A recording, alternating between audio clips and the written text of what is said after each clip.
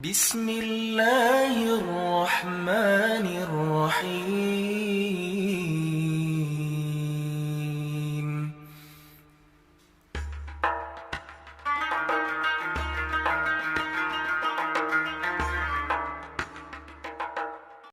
Diriwayatkan dalam kitab Sahih Al-Bukhari dan Sahih Muslim, muttafaqun alaih, sepakat Imam Bukhari dan Muslim tentang kesahihan hadis. Wa man kana yu'minu billahi wal yaumil akhir, siapa yang beriman kepada Allah dan hari akhirat, falyukrim jarahu, hendaklah memuliakan tetangga. Makanya tetangga disebut dalam Al-Quran, wal jari dzil qurba wal jaril junubi. Tetangga ini ada ring-ringnya. Ring yang paling dekat wal jari dzil qurba, tetangga tapi juga kerabat. Tetangga kerabat. Atuk dulu punya tanah, lalu kemudian anak-anaknya dibuat rumah, lalu kemudian cucu-cucunya. Ini yang paling dekat. Tapi ada yang sesudah itu ring dua, wal jaril junubi, tetangga hanya sekedar dekat tapi tak ada hubungan darah. Itu. Jadi apa bukti orang beriman kepada Allah dan hari akhirat? Memuliakan tetangga. Karena kalau sampai masanya sulit, mati, sakit, tetangga itu yang akan datang.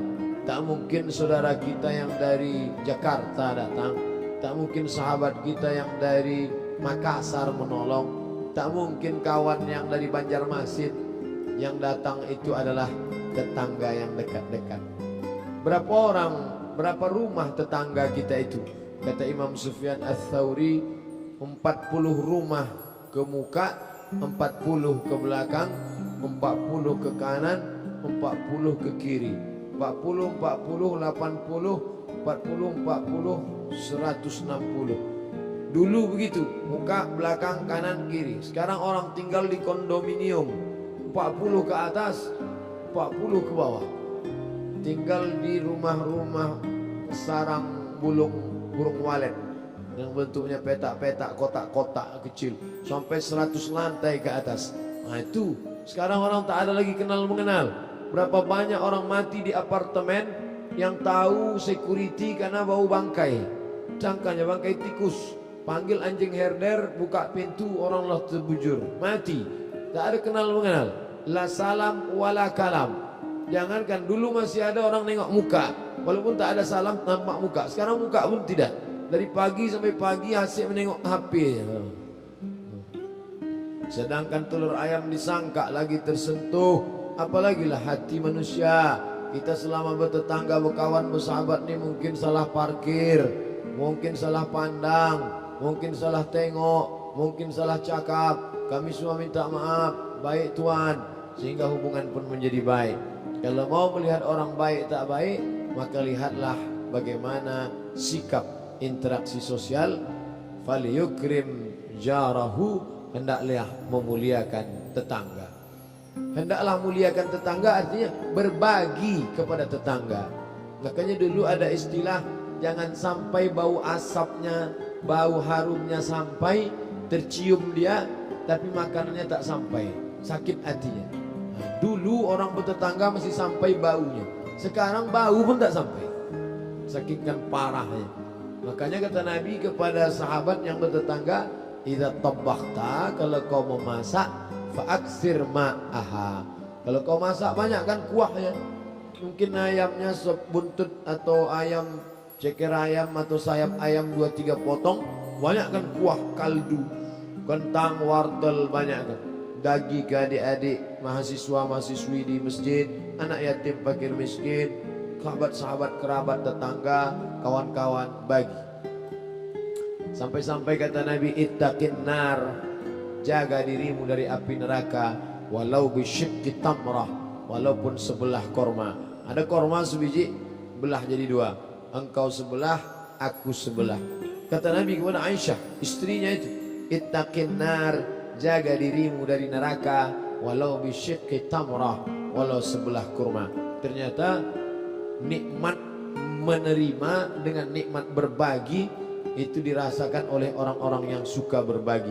Bapak Ibu mungkin pernah menerima pembelian orang, tapi ada yang paling nikmat adalah ketika kita bisa berbagi. Makanya ada The Miracle of Giving.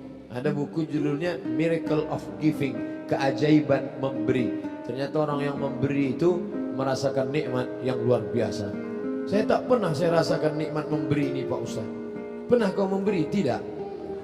Patutlah Bapak Ibu yang dimuliakan Allah. Maka kata Nabi, kalau mau menengok orang itu beriman, tetangga saya itu beriman Pak Ustaz. Apa bukti iman? Kau Makkah setahun 3 kali. Pernah kau dikasihnya air zam-zam, setetes pun tak meleleh Pak Ustaz. Bukan itu tanda iman. Man kana yu'minu billahi wal yawmil akhir. Siapa yang beriman kepada Allah dan hari akhirat, falyukrim jarahu, memuliakan tamu. Yukrim di situ berbagi kepada jarahu, tetangga-tetangga dekat.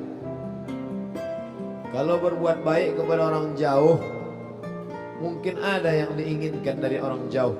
Makanya kalau ada undangan hari Sabtu, hari Ahad, kita sedang menginventarisir undangan, tengok dulu. Ring 1, ring 2, ring 3. Siapa yang ring 1? Kerabat, tetangga. Ring 2, tetangga tapi tak kerabat. Ring 3, kerabat tapi tak tetangga. Nah itu dulu. Orang sekarang enggak. Siapa yang pertama kali? Bupati. Habis itu wakil bupati, sekda, kepala dinas, kepala badan, kepala kantor, camat, lurah, RT, RW.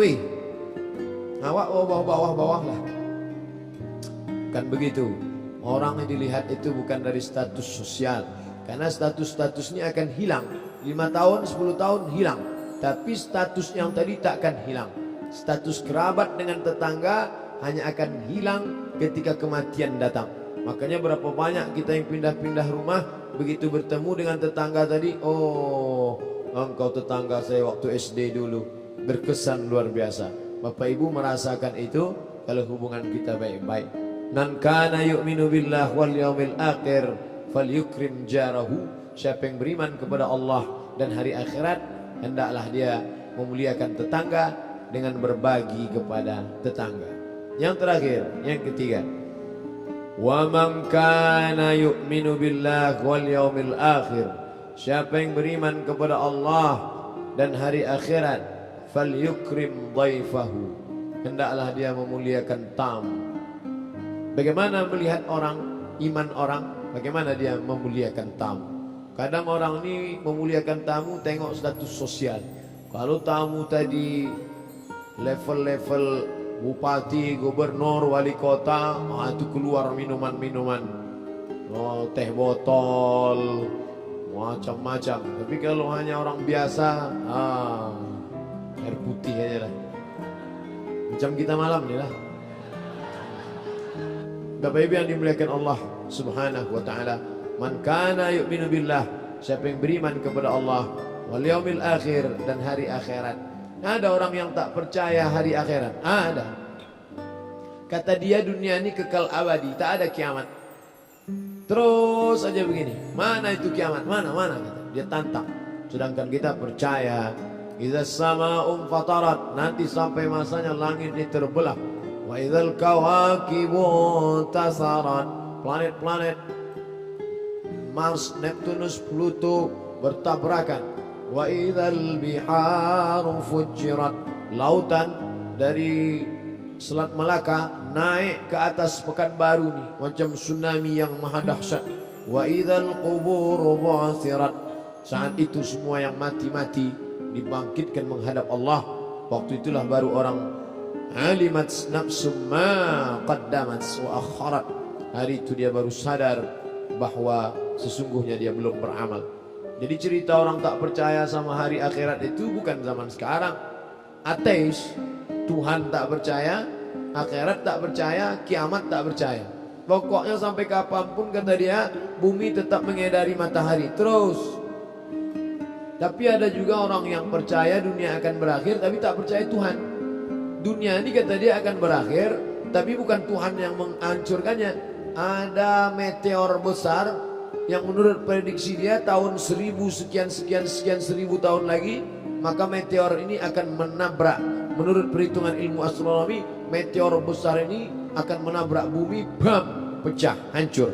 Nah ini sudah ada juga zaman Nabi, namanya dahriyun. Namutu, kita hidup, wa nahya, kita mati, wa ma yuhlikuna illa dahar. Kita binasa bukan karena Tuhan tapi karena masa. Sampai masanya hamil, sampai masanya lahir, sampai masanya anak-anak, sampai masanya remaja, sampai masanya dewasa, sampai masanya tua, sampai masanya sakit, sampai masanya mati. Tak ada Tuhan. Tuhan tak pernah. Nah, sedangkan ini makana yu'minu billah. Ada pula lagi kelompok yang tak meyakini akhirat. Ini pun sudah ada zaman Nabi. Jadi sesungguhnya yang kita kaji malam ini zaman berganti, musim berubah, tapi isi dunia ini itu-itu saja. Zamannya berganti, cara bicara berubah, alat telekomunikasi maju canggih, tapi isi dunia yaitu orang tak percaya sama Allah, percaya dunia berakhir bukan karena Allah, percaya dunia ini tidak berakhir. Dan kemudian ada lagi nama kelompoknya zaman Nabi itu orang-orang mulhid, ateis, tak percaya kepada Tuhan. Ada lagi satu kelompok yang tak percaya bahwa kita sesudah mati hidup lagi.